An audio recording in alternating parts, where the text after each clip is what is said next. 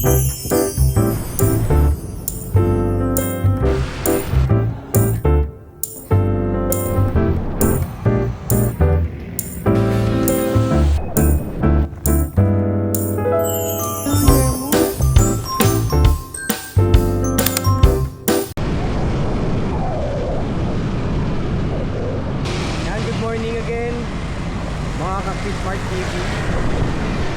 tayo ngayon sa boundary ng San Mateo at dito naman sa likod ko, Marikina. Kitang-kita natin, maulan ngayon, pero tutuloy na natin yung plano natin na pagpaparegister ng motor na to. Kaya sasamahan nyo ko ulit. Pero bago yon, salamat nga pala sa ating 100 subscriber. Thank you po sa inyo, and shout out din po sa asawa ko na editor ko ng video. Napakagaling po mag-edit talaga ng video ng asawa ko. Salamat pala. So ngayon, samahan niyo ulit ako para magpa-register tayo ng motor kahit maulan. Dito lang yun. Pag dito kasi pumunta rito dahil mabilis yung proseso.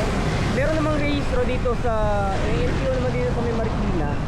Pero dito talaga ako nagpaparehistro, pati ng sasakyan.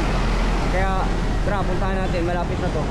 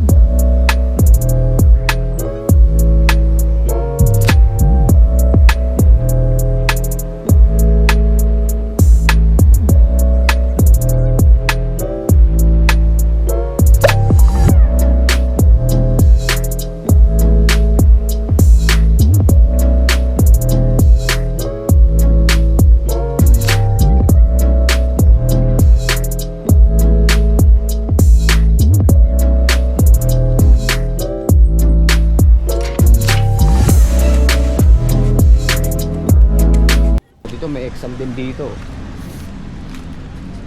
Pag gusto mong kumuha ng lisensya ng driving kotse man o motor, meron din exam dito. Pero ngayon pumunta tayo sa itetest yung motor natin kung okay pa ba sa ilaw, mga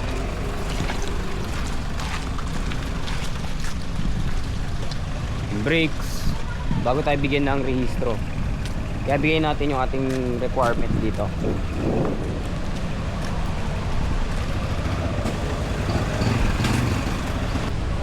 Sir, dito na lang, sir.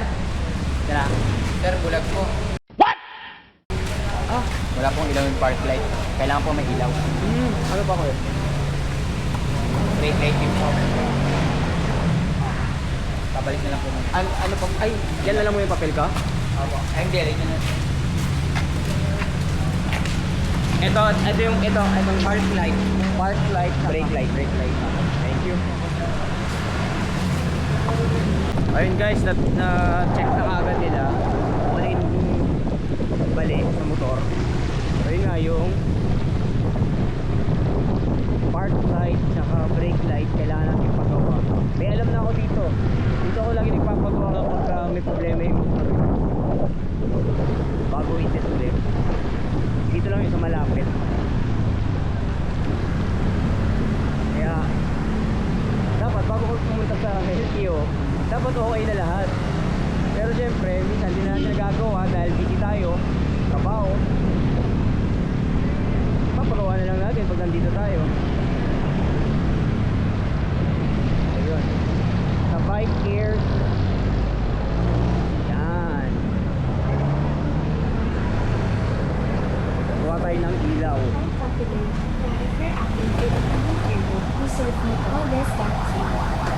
Kaya dapat check nyo muna yung motor bago kayo pumunta sa LTO para makita agad yung problema.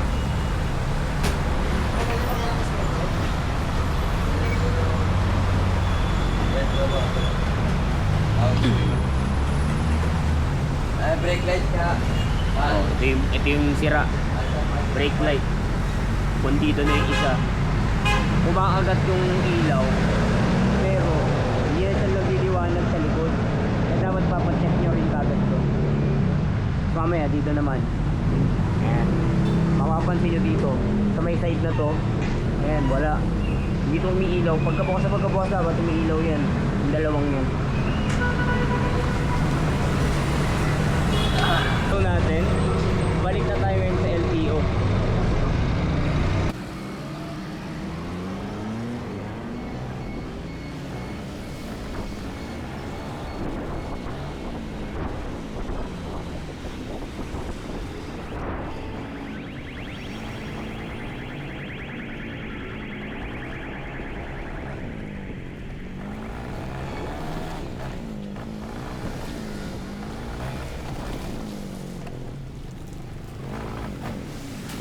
Two 2,000 years later.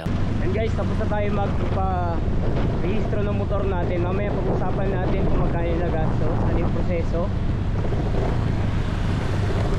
At bibigyan ko kayo ng konting tip pagdating sa pagpaparehistro. Pero ngayon, biyahe muna tayo pa uwi.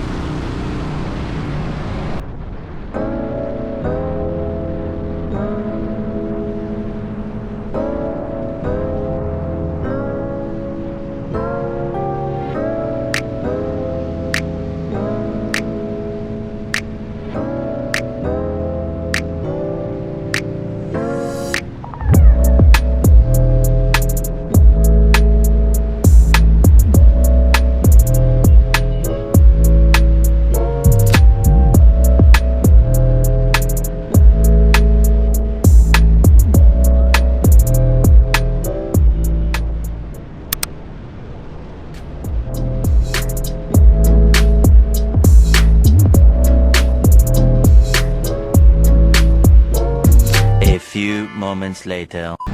Pag-usapan natin ngayon kung magkano yung nagastos natin sa pagbuha natin ng rehistro. Pero syempre recap muna natin. Ang una natin kinuha kasi yung insurance. Bali pala sa insurance, kumuha ko ng bagong insurance sa may Sterling Company. Nakalaga siya ng 600 pesos. Tapos may bago na pala ngayon. May bago na pala siya sa insurance ngayon na kailangan natin kunin. Yung tinatawag na certificate of validation. Yung certificate of validation, bago to, ito February lang to nag-start ng LTO. Parang validation siya ng vehicle mo. Kung ano yung mismong description niya base doon sa record mo sa OR o sa CR. May bayad din siya, 60 pesos siya.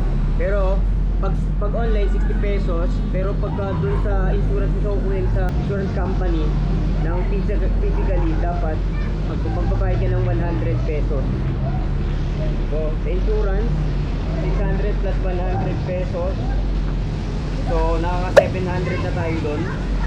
Tapos yung emission, gaya nung napag-usapan natin nung Sabado, ang nagastos ko 550 pesos sa emission para sa motor. At ito na nga yung kinuha natin ngayon. Ang nagastos natin naman dito sa rehistro o sa OR, nagastos tayo ng 254 pesos and 50 cents. Mura siya kasi medyo, sabi nila pag mas maaga kumuha, ang kuhanan ko pa kasi dito is nasa August 15 pa hanggang August 21. Yun ang week ko, third week. Pero first week ako kumuha 250 lang. Last year kasi ginastos ko halos 400 pesos. Duro nakatulong pag mas maaga ka pumunta. Kaya agahan nyo pag gusto nyo makamura sa rehistro. Madali lang naman yung process. Para sa mga gustong pumunta doon, madali lang, pumunta ka lang, rehistro, papacheck lang, saglit lang, isang oras lang halos makukuha mo na kagad Kaya mas madali lang kung pupunta ka doon. Pero may bago kasi ngayon, ito yung tip na sinasabi ko sa inyo. Yung bago, pwedeng hindi ka na pumunta mismo doon. Ito yung para sa mga techie na marunong na sa online. Kasi sinabi ko kanina, o nung nakaraang linggo, pwede sa online yung insurance. Tapos, sabi nga nung nakausap ko sa insurance company, hindi na kailangan ng certificate of validation kapag may pag-online ka.